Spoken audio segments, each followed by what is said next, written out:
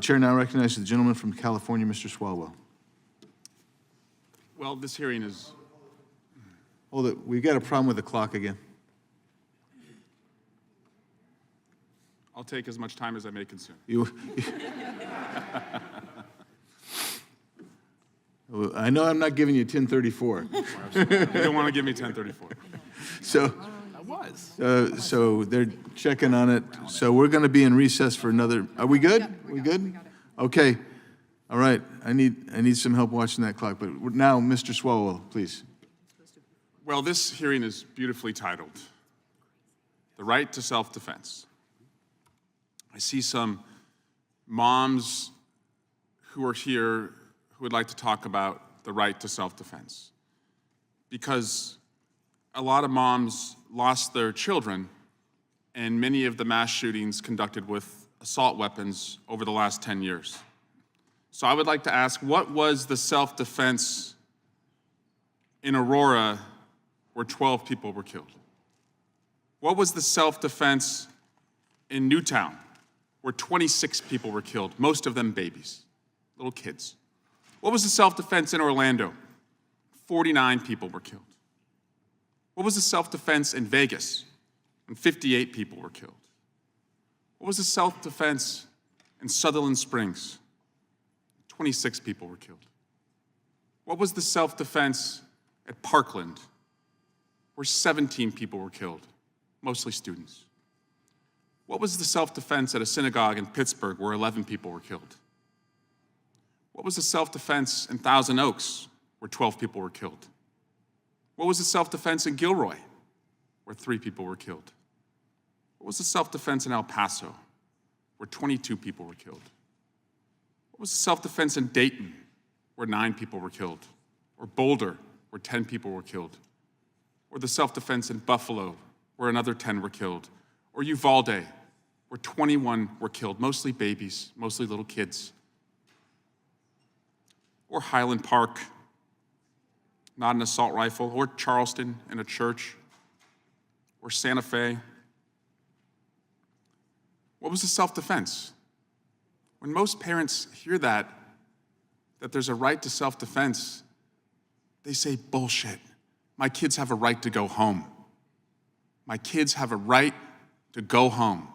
I should be able to look them in the eye in the morning when I send them off to school and not have to think about what they're wearing because I may have to identify them later. And that's what parents do right now. I know because they tell me. I know because I have 3 littles, 2 of them who are already doing mass shooter drills. I talked to a substitute teacher recently who told me that a student came up to her in her classroom and said, "Do you know where to put us?" And she was confused, and she said, "What are you talking about? Where do I put you?"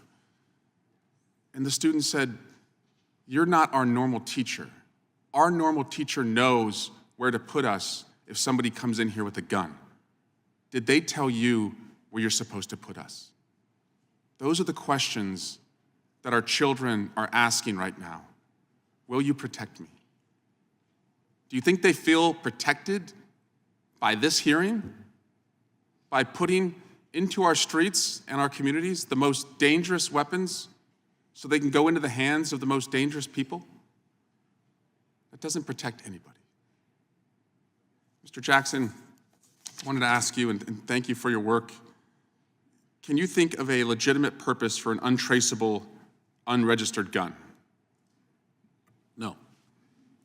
So would you agree that the only reason you need a what's called ghost gun is because you're a prohibited purchaser and you can't get one any other way, or you intend to commit a crime and you don't want people knowing where the gun came from? Exactly. I'd like unanimous consent, Mr. Chairman, to enter into the record a California Department of Justice report on California's fight against ghost guns. Without objection. Mr. Jackson, can you talk about some of the preparations and trainings and studies you and your office had done around mass shootings and what we can do to not traumatize our kids, because I think there is trauma associated with having to go through some of these drills, but to also not leave them unprepared if that ever came to their classroom? Yeah, I mean, we looked pretty intensely at how guns are impacting our schools and frankly, what steps have been taken. And one thing that was clear is that the biggest threat are guns that are coming from the home.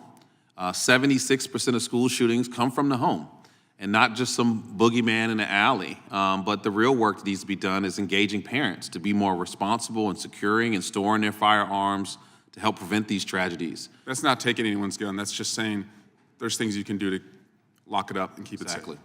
Thank you. I yield back. Gentleman yields back. Chair now recognizes the chairman of the full committee, Mr. Jordan. Yeah, I was just going to make a point. Earlier, one of our Democrat colleagues talked about Kash Patel running the AT